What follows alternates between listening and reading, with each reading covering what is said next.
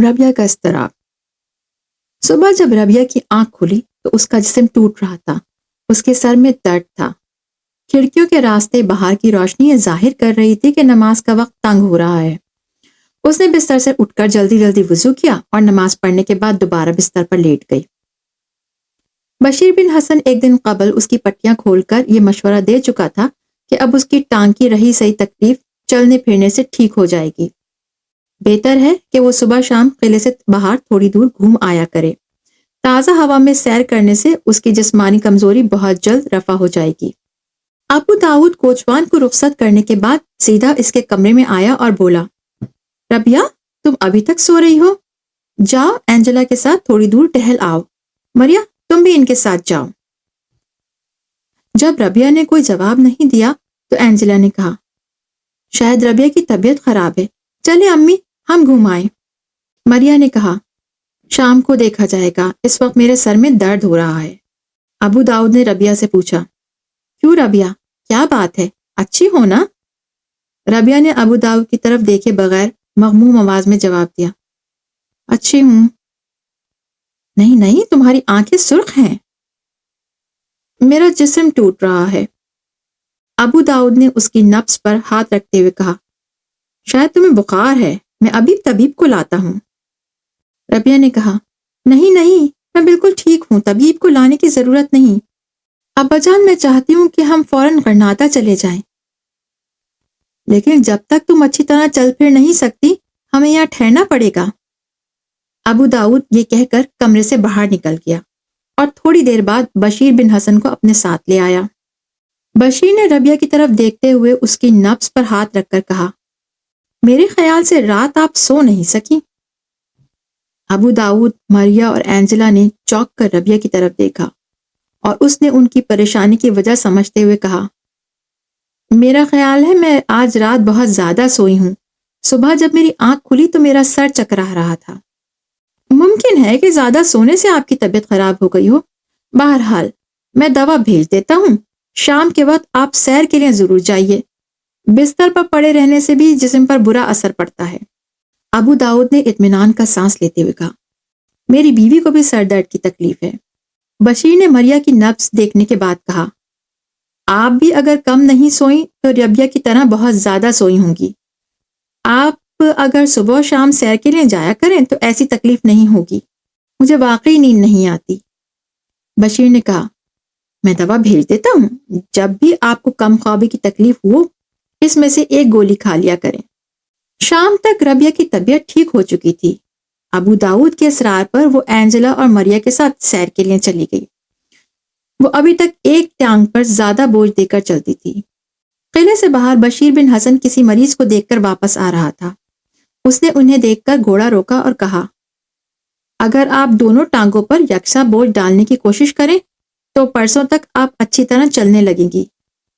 آج زیادہ دور نہیں جائیے گا۔ اینجلا نے کہا، نیچے وادی میں ہمیں کوئی خطرہ نہیں؟ بشیر نے کہا، مہمانوں کو یہاں خطرہ نہیں۔ 2 دن اور ربیہ سخت بے چین رہی۔ وہ بدر بن مغیرہ کو آنے والے خطرات سے باخبر کرنا چاہتی تھی، لیکن اسے یہ بھی احساس تھا کہ وہ یہ کام اپنے باپ کو خطرے میں ڈالے بغیر نہیں کر سکتی۔ انتہائی غور و فکر کے بعد اس کے ذہن میں ایک تدبیر آئی اور اس نے بدر بن مغیرہ سے ملنے کا ارادہ کیا۔ بشیر بن حسن سے پوچھنے پر اسے پتہ چلا کہ وہ جنگل میں اپنے مستقر کی طرف گیا ہوا ہے اور شاید 2 دن تک واپس نہ آئے گا۔ جمعے میں 4 دن باقی تھے اور ربیہ ہر نماز کے بعد یہ دعا کرتی رہی کہ وہ چند دن اور اپنے مستقر سے نہ لوٹے۔ 2 دن وہ اینجلا کے ساتھ صبح و شام سیر کے لیے جاتی رہی۔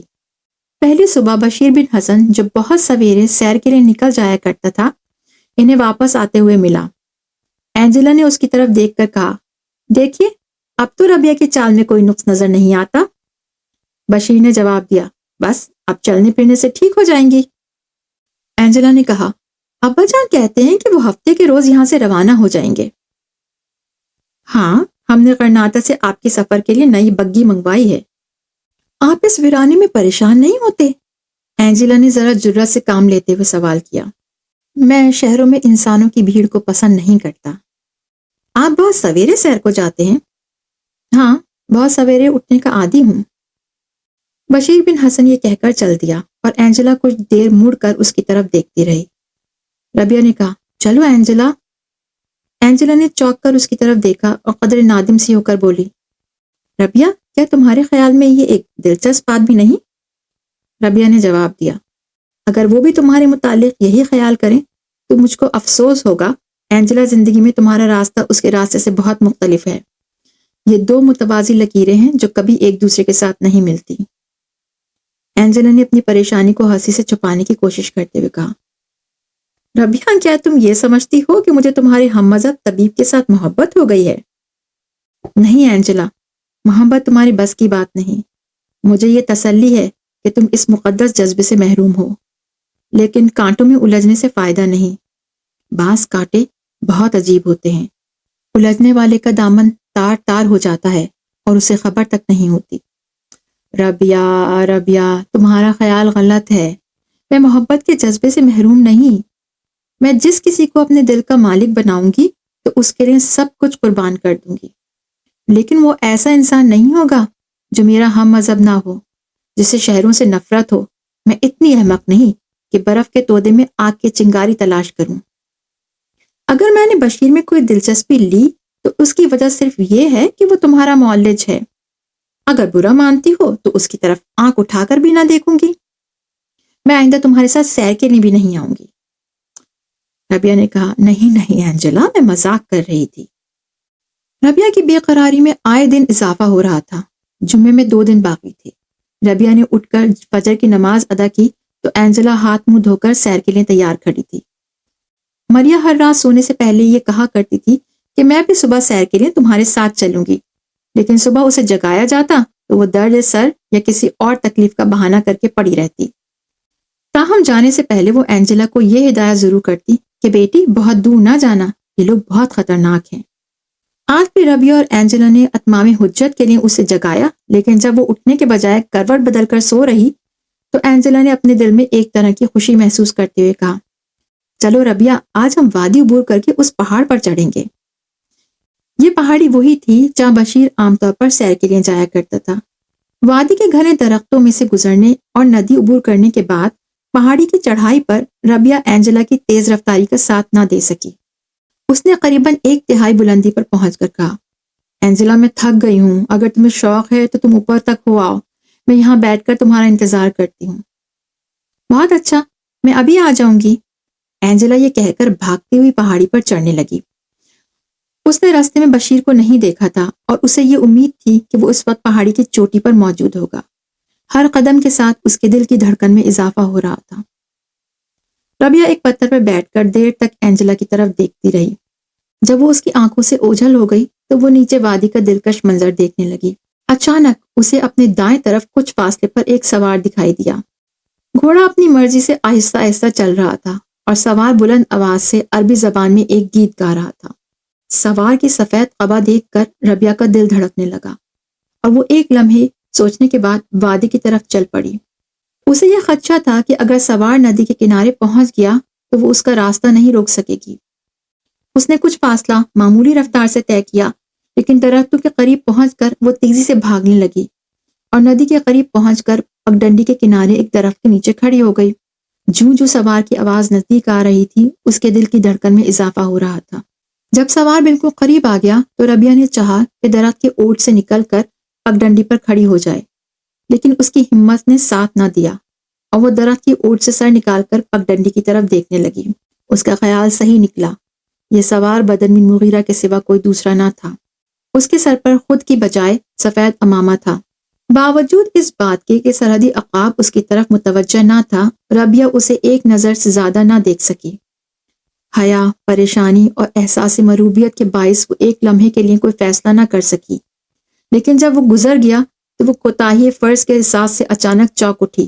اس نے اپنے دل میں کہا، شاید ایسا موقع پھر نہ ملے، جمعے میں صرف 2 دن باقی ہیں۔ ٹھہریے، اس نے جلدی سے پگڈنڈی کی طرف بڑھتے ہوئے کہا، لیکن شرم و حیا میں ڈوبی ہوئی خفیف سی آواز بدر بن مغیرہ کے کانوں تک نہ پہنچ سکی۔ وہ چند گز آگے جا چکا تھا۔ وہ زمین جس نے ایک لمحہ پیشتر ربیہ کے پاؤں پکڑ رکھے تھے، اب اسے ندی کی طرف دھکیل رہی تھی۔ وہ ندی کی طرف بڑھی، ہر قدم پر اس کی رفتار تیز ہو رہی تھی، یہاں تک کہ وہ بھاگنے لگی۔ ٹھہریے، ٹھہریے، ٹھہریے! رفتار کے ساتھ ربیہ کی آواز بھی بلند ہوتی گئی۔ سوار نے مڑ کر دیکھا اور گھوڑے کی باگ کھینچ لی۔ ربیہ کا چہرہ حیا سے تمتما اٹھا اور اس کے پاؤں پھر ایک بار زمین سے پیوستہ ہو کر رہ گئے۔ بدر نے قدرے حیران ہو کر کہا، آپ اکیلی؟ ربیہ فوراً کوئی جواب نہ دے سکی۔ بدر اپنا نیزہ زمین پر گاڑ کر گھوڑے سے اترا اور قدرے توقف کے بعد بولا، آپ پریشان ہیں؟ آپ نے مجھے آواز دی تھی۔ ربیہ نے جھجکتے ہوئے سر اٹھا کر اس کی طرف دیکھا۔ بدر کی مسکراہٹ میں تشویش، ہمدردی اور شفقت پا کر وہ آہستہ آہستہ قدم اٹھاتی ہوئی آگے بڑھی۔ اس نے گھٹی ہوئی آواز میں کہا، میں آپ سے کچھ کہنا چاہتی تھی۔ کہیے۔ بدر نے پہلی بار غور سے اس کی طرف دیکھا۔ وہ صحت، شباب حسن اور پاکیزگی کا پیکر مجسم تھی، اور اس کے چہرے پر حیا کی سرخ و سفید لہریں بدر بن مغیرہ کو متاثر کیے بغیر نہ رہ سکیں۔ آپ مجھ سے کچھ کہنا چاہتی تھی؟ بدر بن مغیرہ نے سوال کیا۔ ربیہ کی آنکھیں، جن میں محبت اور اطاعت کے سمندر بنتے، آہستہ آہستہ اوپر اٹھی۔ اس نے کہا، میں اینجلا کے ساتھ سیر کے لیے آئی تھی، وہ اس پہاڑی پر چڑھ گئی ہے۔ بدر نے کہا، آپ پریشان نہ ہوں، یہاں اسے کوئی خطرہ نہیں۔ میں اس کے لیے پریشان نہیں، میں آپ سے یہ کہنا چاہتی تھی کہ آپ کا یہ قلعہ سرحد کے بالکل قریب ہے۔ اگر نصرانیوں کو خبر ہو گئی آپ یہاں رہتے ہیں تو آپ فکر نہ کریں، ہم اپنے مہمانوں کی حفاظت کرنا جانتے ہیں۔ نہیں نہیں، میرا مطلب یہ نہیں، آپ کے متعلق تشویش ہے۔ آپ اندلس کے مسلمانوں کی آخری امید ہیں۔ اگر نصرانیوں کو پتہ چل گیا کہ آپ یہاں رہتے ہیں تو مجھے ڈر ہے کہ… آپ میری فکر نہ کریں، میں نصرانیوں کو کئی بار سبق دے چکا ہوں۔ تاہم مختصر سی فوج کے ساتھ آپ کا اس غیر محفوظ قلعے میں رہنا خطرے سے خالی نہیں۔ آپ کی جان بہت قیمتی ہے۔ مجھے ڈر ہے کہ ہمارا نوکر واپس جا کر یہ نہ بتا دے کہ آپ جنگل کے بجائے یہاں رہتے ہیں۔ آپ کے والد نے تو مجھے یہ بتایا تھا کہ وہ بہت قابل اعتماد آدمی ہے۔ ربیہ نے پریشان سی ہو کر کہا، میرے والد بہت خوش اعتقاد ہیں۔ ممکن ہے کہ ہمارا نوکر راستے میں پکڑا گیا ہو اور اس نے لالچ میں آ کر یا دھمکی سے مروب ہو کر انہیں سب کچھ بتا دیا ہو۔ ایسے معاملات میں احتیاط ضروری ہے۔ ربیہ کے لہجے میں نصیحت سے زیادہ التجا تھی۔ ایک مسلمان لڑکی کی تشویش اور ہمدردی بدر کی توقع کے خلاف نہ تھی۔ اس نے ربیہ کو تسلی دیتے ہوئے کہا، یہ قلعہ غرناطہ کی حدود میں ہے، اور جب تک نصرانی غرناطہ سے باقاعدہ جنگ چھیڑنے کا ارادہ نہیں کرتے وہ اس پر حملہ نہیں کریں گے، اور اگر انہیں یہ علم ہو جائے کہ میں کبھی کبھی یہاں پر قیام کرتا ہوں تو بھی مجھے یقین ہے کہ وہ فوری اقدام کی جرت نہیں کریں گے۔ اگر آپ کو اپنے متعلق پریشانی ہے تو بھی میں آپ کو یقین دلاتا ہوں کہ ہسپانیہ کے مسلمانوں کا خون اس قدر منجمد نہیں ہوا کہ وہ اپنے مہمانوں کی حفاظت نہ کر سکیں۔ جب تک آپ لوگ غرناطہ نہیں پہنچ جاتے میرے سپاہی آپ کی حفاظت کریں گے۔ ربیہ نے مضطرب سے ہو کر کہا، آپ نے مجھے غلط سمجھا، مجھے اپنے متعلق کوئی پریشانی نہیں، میں صرف آپ کے متعلق سوچ رہی تھی۔ اور صرف میں ہی نہیں، قسطلہ بلکہ اندلس کی ہر مسلمان لڑکی صبح شام سرحدی عقاب کی سلامتی کی دعائیں مانگتی ہے۔ آپ اس بدنصیب قوم کا آخری سہارا ہیں۔ رابعہ کی آواز رک گئی اور اس کی حسین آنکھوں میں آنسو لرزنے لگے۔ بدر بن مغیرہ نے قدر متاثر ہو کر کہا، قوم کی بیٹیوں کو ایسے خدشات کا اظہار نہیں کرنا چاہیے جو مردوں کو عافیت پسند بنا دیتے ہیں۔ تاہم میں آپ کی ہمدردی کا شکریہ ادا کرتا ہوں۔ یہ کہتے ہوئے بدر بن مغیرہ نے گھوڑے کے رکاب میں پاؤں رکھ دیا، لیکن ربیہ نے جلدی سے کہا، ٹھہریے۔ بدر نے رکاب سے پاؤں نکالتے ہوئے کہا، شاید میں آپ کو تسلی نہیں دے سکا۔ دیکھیے، نصرانیوں کا حملہ میرے لیے غیر متوقع نہیں ہو سکتا۔ وہ کسی محاذ پر مجھے سویا ہوا نہیں پائیں گے۔ یہ قلعہ اتنا غیر محفوظ نہیں جتنا آپ خیال کرتی ہیں۔ ربیہ نے قدرے تامل کے بعد کہا، آپ خوابوں پہ یقین رکھتے ہیں؟ ہاں، میں بعض خوابوں کی حقیقت سے انکار نہیں کرتا۔ میں نے بچپن میں اپنے والد کے متعلق ایک خواب دیکھا تھا اور وہ صحیح ثابت ہوا، لیکن اس کے بعد میں نے اپنی ہر خواب کی تعبیر اپنی تلوار سے لکھی ہے۔ اگر آپ نے میرے متعلق کوئی خواب دیکھا ہے تو اس کی تعبیر کے لیے بھی میں اپنی تلوار پر بھروسہ کروں گا۔ ربیہ نے پر امید ہو کر کہا، مجھے آپ کی تلوار پر بھروسہ ہے۔ اندلس کے ہر مسلمان کو آپ کی تلوار پر بھروسہ ہے، اور میں نے جو خواب دیکھا ہے اس کی تعبیر صرف آپ کی تلوار سے لکھی جا سکتی ہے۔ میں نے خواب میں دیکھا کہ دشمن نے اچانک آپ کے قلعے پر حملہ کر دیا۔ آپ کے سپاہیوں کے مقابلے میں ان کی تعداد بہت زیادہ ہے۔ میں رات کی تاریکی میں قلعے کے اندر اور باہر خوفناک نعرے سن رہی تھی۔ مجھے ایسا محسوس ہو رہا تھا کہ وہ قلعے کی دیوار توڑ کر اندر داخل ہو چکے ہیں۔ خوف کے باعث میری آنکھ کھل گئی۔ ہو سکتا ہے کہ یہ خواب میرے توہمات کا نتیجہ ہو، لیکن آپ سے اس کا ذکر کیے بغیر مجھے چین نہیں آ سکتا تھا۔ بدر بن مغیرہ نے کہا، میں آپ کا شکر گزار ہوں۔ اگر آپ کا خواب صحیح ہو تو آپ انشاءاللہ قلعے کے اندر ان کے نعرے سننے کے بجائے قلعے سے باہر ان کی چیخیں سنیں گی۔ ربیہ نے دبی آواز سے کہا، آمین، اور اس کا مخموم چہرہ مسرت سے چمکنے لگا۔ بدر بن مغیرہ نے کہا، اس خواب کی تعبیر کے لیے شاید آپ کا چند دن اور یہاں ٹھہرنا ضروری ہو۔ میں آپ کے والد سے کہوں گا، شاید وہ چند دن اور سفر کا ارادہ ملتوی کرنے پر رضامند ہو جائیں۔ ربیہ نے خوشگوار دھڑکنیں محسوس کرتے ہوئے اپنے دل میں کہا، آپ کی یہ عنایت شاید میرے کسی اور خواب کی تعبیر ہو۔ بدر بن مغیرہ نے رکاب میں پاؤں رکھتے ہوئے کہا، شاید آپ اپنی بہن کا انتظار کریں گی، میں جاتا ہوں۔ بدر نے گھوڑے پر بیٹھ کر اپنا نیزہ تھام لیا۔ ربیہ نے جھجکتے ہوئے کہا، مجھے ڈر ہے آپ میری باتوں کو کہیں مذاق نہ سمجھ لیں۔ میری ستیلی ماں اینجلا اور میرے والد بھی میری باتوں پر ہنسا کرتے ہیں۔ خدا کے لیے ان سے میرے خواب کا ذکر نہ کیجیے گا، شاید آپ کو تسلی دینے کے لیے الفاظ کافی نہ ہوں۔ بدر نے یہ کہتے ہوئے ادھر ادھر دیکھنے کے بعد چند بار سیٹی بجائی۔ اس کے جواب میں آس پاس کے گھنے درختوں میں چھپے ہوئے چند پہرے دار اس کے گرد جمع ہو گئے۔ بدر نے ایک شخص سے مخاطب ہو کر کہا، سلیمان، تم ابھی جنگل کی طرف روانہ ہو جاؤ۔ میں آج شام سے پہلے اپنی آدھی فوج کو اس پہاڑ کے عقب میں جمع دیکھنا چاہتا ہوں۔ قلعے کے سپاہیوں میں سے کسی کو ان کی آمد کی خبر نہیں ہونی چاہیے۔ بدر بن مغیرہ کے ہاتھ کا اشارہ پا کر پہرے دار جس طرح درختوں کی آڑ سے نمودار ہوئے تھے اسی طرح غائب ہو گئے۔ اس نے مسکراتے ہوئے ربیہ کی طرف دیکھا اور کہا، اب آپ کو اطمینان ہے؟ جب تک آپ یہاں ہیں میری آدھی فوج اس قلعے کے گرد پہرا دے گی۔ ربیہ نے اضطراری طور پر آگے بڑھ کر اس کے گھوڑے کی باگ پکڑتے ہوئے کہا، خدا کے لیے یہ نہ سمجھے گا مجھے اپنا خوف ہے، میرا اضطراب صرف آپ کے لیے ہے۔ آپ قوم کی پونجی ہیں، آپ اندلس کے مسلمانوں کا سرمایہ حیات ہیں۔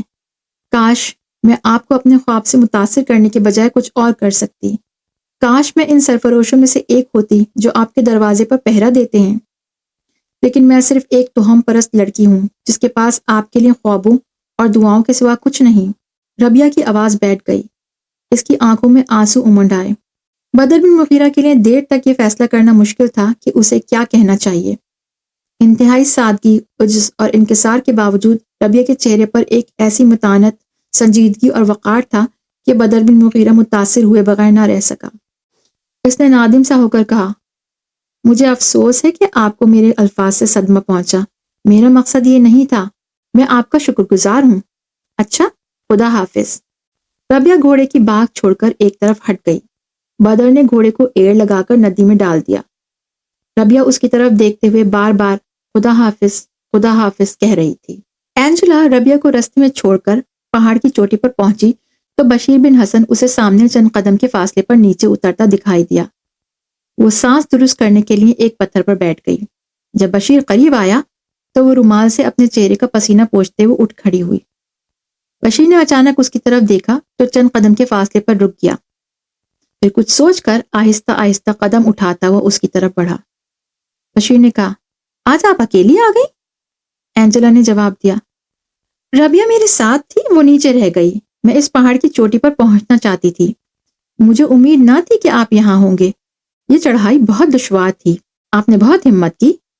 بشیر کے الفاظ میں ایک روکھا پن تھا اور اینجلا محسوس کیے بغیر نہ رہ سکی۔ تاہم اس نے جھجکتے ہوئے کہا، میری ہمت یہاں تک پہنچ کر جواب دے چکی ہے۔ یہ بھی خوش قسمتی ہے کہ آپ مل گئے۔ اگر آپ کو تکلیف نہ ہو تو چوٹی تک میرا ساتھ دیں گے؟ چلیے۔ شکریہ، مجھے ڈر تھا کہ کہیں واپسی پر راستہ بھول جاؤں۔ یہ راستہ اس قدر پیچیدہ نہیں، بشیر نے بے پرواہی سے جواب دیا۔ بشیر خاصی رفتار کے ساتھ اس کے آگے آگے جا رہا تھا اور سانس پھول جانے کے باعث اینجلا خواہش کے باوجود اس سے کوئی بات نہ کر سکی۔ پہاڑ کی چوٹی پر پہنچ کر اینجلا بری طرح ہانپ رہی تھی، اس کا چہرہ پسینے سے شرابور تھا۔ بشیر بن حسن نے ایک بلند اخلاق طبیب کی شان و استغنا کے ساتھ ایک بار مڑ کر اس پیکر رعنائی کی طرف دیکھا اور پھر منہ پھیر کر نیچے سرسبز وادی کی طرف دیکھنے لگا۔ اینجلا نے رومال سے پسینہ پوچھنے اور تنفس پر قابو پانے کی کوشش کرتے ہوئے کہا، آپ کو شاید چڑھائی محسوس نہیں ہوئی، میرا تو برا حال ہو رہا ہے۔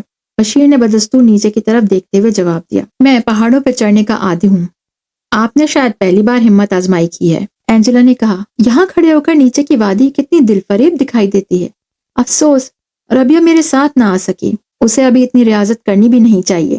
اینجلا نے ایک پتھر پہ بیٹھتے ہوئے کہا، اگر اجازت ہو تو تھوڑی دیر سستا لوں، میں بہت تھک گئی ہوں۔ بشیر نے جواب دیا، جلدی کیجیے، آپ کی بہن انتظار کر رہی ہوگی۔ اینجلا نے گفتگو کا موضوع بدلنے کی کوشش کرتے ہوئے کہا، کتنا حسین ہے یہ منظر، آپ ہر روز یہاں آیا کرتے ہیں؟ ہاں، لیکن یہ محض اتفاق ہے کہ آج میں یہیں سے واپس جا رہا تھا، ورنہ میں سامنے اس پہاڑ کی چوٹی تک جایا کرتا ہوں۔ یہ اتفاق شاید اس لیے تھا کہ قدرت کو آپ کی رہنمائی میں میرا یہاں تک پہنچانا مقصود تھا۔ نہیں، میں سچ کہتی ہوں، میری ہمت جواب دے چکی تھی۔ ہم پرسوں جا رہے ہیں، اگر آج آپ راستے میں نہ ملتے تو اس چوٹی پر پہنچنے کی حسرت شاید میں اپنے ساتھ لے جاتی۔ یہ کوئی ایسی حسرت نہ تھی جس کے پورا نہ ہونے کا آپ کو افسوس ہوتا۔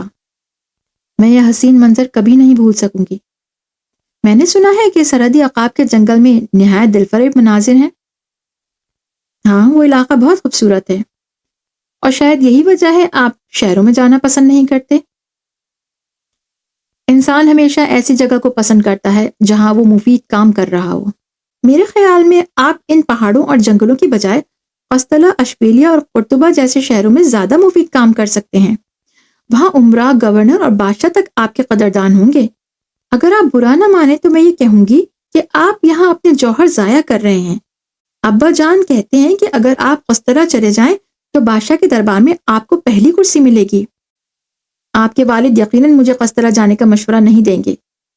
میں بدر بن مغیرہ کے ایک معمولی سپاہی کا علاج کر کے تمہارے بادشاہ کے دربار میں بیٹھنے سے زیادہ خوش رہ سکتا ہوں، لیکن یہ لوگ کبھی کبھی صرف جسمانی بیماری میں مبتلا ہوتے ہیں اور اس کا علاج ہو سکتا ہے، لیکن تمہارے بادشاہ اور عمرہ ہمیشہ روحانی اور اخلاقی بیماریوں میں مبتلا رہتے ہیں۔ اینجلا نے مسکراتے ہوئے بشیر کی طرف دیکھ کر کہا، آپ یہ کیوں نہیں کہتے کہ آپ کو عیسائیوں سے نفرت ہے؟ ایک طبیب کی حیثیت میں ہر انسان کی خدمت کرنا میرا فرض ہے، لیکن ایک مسلمان کی حیثیت سے میرا پہلا فرض یہ ہے کہ ان لوگوں کا ساتھ دوں جو اندلس میں مسلمانوں کی عزت اور آزادی کی جنگ لڑ رہے ہیں۔ آپ کو انسانیت قسطلہ کے ان ایوانوں میں دکھائی دیتی ہے جہاں مسلمانوں کی غلامی کی زنجیریں تیار ہو رہی ہیں، اور مجھے انسانیت ان جھوپڑیوں میں دکھائی دیتی ہے جن میں رہنے والے غیروں کی غلامی پر موت کو ترجیح دیتے ہیں۔ اینجلا نے مغموم سی ہو کر کہا، کیا آپ کو یقین ہے کہ آپ دیر تک ہمارے شہنشاہ کا مقابلہ کر سکیں گے؟ مقابلہ صرف فتح کی امید پر ہی نہیں کیا جاتا، بعض حالات میں جنگ کمزور کے لیے ایک فریضہ بن جاتی ہے۔ مجھے یہ یقین ہے کہ جب تک ہم زندہ ہیں ہمیں کوئی غلام نہیں بنا سکتا۔ خیر، اب چلیے، دیر ہو رہی ہے۔ اینجلا نے کہا، میرے خیال میں اگر آپ قسطلہ کے شاہی طبیب کے عہدے پر فائز ہوں تو آپ بادشاہ کو خوش کر کے اسے مسلمانوں کی آزادی پر حملہ کرنے سے باز رکھ سکتے ہیں۔ آزادی خوشامد سے نہیں بلکہ خون سے خریدی جاتی ہے۔ اینجلا نے کہا، طبیب کی حیثیت میں آپ بادشاہ کے خوشامدی نہیں بلکہ محسن بن سکتے ہیں۔ بشیر نے قدرے ترش لہجے میں کہا، ہمارے لیے اب تمہارے مغرور بادشاہ کا محسن بننے کی صرف ایک یہ صورت ہے، اور وہ یہ کہ ہم اس کے ہاتھ سے استبداد کی تلوار چھین لیں، اور جب وہ ہمارے رحم و کرم پر ہو تو ہم اپنے بزرگوں کے اخلاق پر عمل کرتے ہوئے اس کی خطائیں معاف کر دیں۔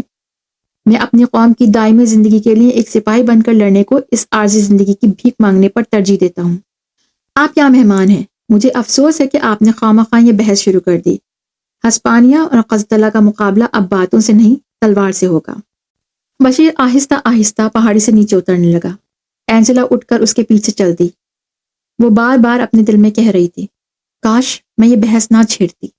دونوں دیر تک خاموش رہے، لیکن جب پہاڑی سے اتر کر درختوں سے گزر رہے تھے تو اینجلا نے تیزی سے قدم اٹھاتے ہوئے اس کے قریب پہنچ کر کہا، مجھے معلوم نہ تھا کہ آپ اس قدر خفا ہو جائیں گے۔ خدا جانتا ہے میں آپ کی دشمن نہیں۔ آپ خواہ کچھ کریں، میری دعائیں آپ کے ساتھ ہوں گی، مجھے معاف کر دیجئے۔ بشیر بن حسن نے مڑ کر اس کی طرف دیکھا، اس کی آنکھوں سے آنسو بہہ رہے تھے۔ اس نے متاثر ہو کر کہا، نادان لڑکی، تم رو رہی ہو؟ مجھے معاف کر دیجئے۔ اس نے پھر کہا، لیکن میں ان آنسوں کی وجہ نہیں سمجھ سکا۔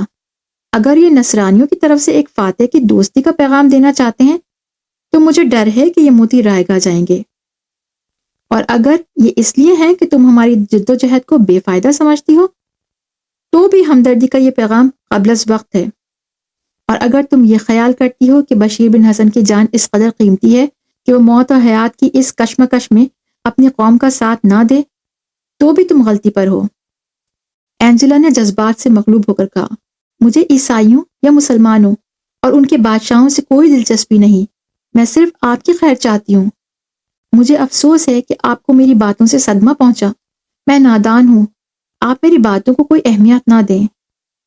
اینجلا، اینجلا، ربیہ کی آواز آئی۔ اینجلا کی خاموشی پر بشیر بن حسن نے جواب دیا، آپ کی بہن یہاں ہیں۔ وہ اینجلا سے مخاطب ہوا، چلو اینجلا، تمہاری بہن بلاتی ہے۔ اینجلا بشیر کے آگے آگے چلنے لگی۔ تھوڑی دیر بعد اینجلا، ربیہ اور بشیر قلعے کا رخ کر رہے تھے۔ ندی عبور کرنے کے بعد انہیں ابو داؤد ملا اور اس نے اینجلا اور ربیہ سے مخاطب ہو کر کہا، تم نے آج بہت دیر لگا دی۔